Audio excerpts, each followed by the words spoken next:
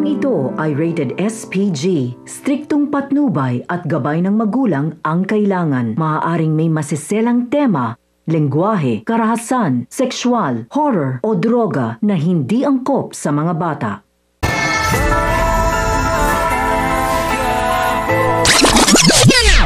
Ang mga dapat nating abangan sa FPJ's Batang Quiapo.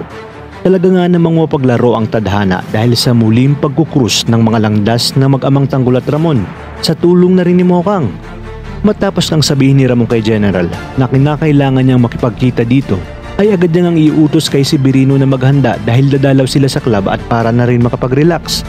Habang si Tanggol naman ay pinuntahan na ang bar na bagong pinagtatrabahuhan ni Mokang. Ginawa na nga ni Tanggol ang lahat ng paraan para makapasok, ngunit bigo pa rin siya dahil eksklusibo nga ang bar na yon sa mga VIP at mga big time na parokyano. Kaya naman wala nang nagawa si Tanggol kundi maghintay na lamang sa labas kina Mokang at Chiki.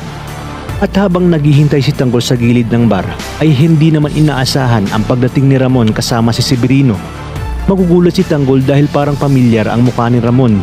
Ngunit bago pa man makapasok si Ramon sa loob ng club ay may kasalukuyan ang nangyayari dahil sa pagbalik nga ni Congressman at pag-request nito na muli makatable at maka-VIP si Mokang. At dahil wala na nga ang gamot na pampatulog si Mokang ay hindi na siya nakalusot pa sa gustong mangyari ni Congressman. Kaya naman dito, umalag na si Mokang at sinabi niyang ayaw niya talaga.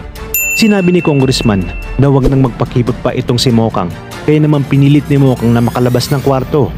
At sa kanyang paglabas ay agad na inutos ni Congressman sa kanyang mga tao na hawakan at ibalik si Mokang sa loob. At dahil laking Quiapo nga itong si Mokang ay nagawa niyang manlaban. Ngunit hindi naman siya umubra dahil sa pag-back up ng mga tao ni Congressman. Hanggang sa makapasok na nga itong si Ramon at naabutan niya ang sitwasyon. Agad niya ngang itatanong kung ano ang nangyari at nung makita niya nga si Congressman ay sinapak niya ito ng pagtangkaan nito si Mokang. At dahil sa sobrang bilis ng pangyayari ay pati si Ramon ay mutik ng masapak ni Mokang. Buti na lamang ay nasalag ito ni Ramon.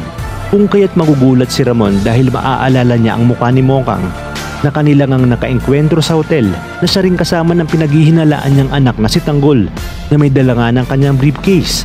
Ngunit ano kaya ang kahihinatnan at mga susunod na mangyayari? Si Mokang na nga kaya ang magiging susi para sa nalalapit na pagtatagpo ng nag-iisa at tunay na anak ni Ramon na si Tanggol? Siya nga ring dahilan kung kaya't hindi na magtatagumpay si Olga sa kanyang mga plano. Kaya naman mga kapamilya, kapit lang dahil marami pa tayong dapat abangan. Dito lang sa bagong tinututukan ng sambayanan, ang FPJ's Batang Quiapo.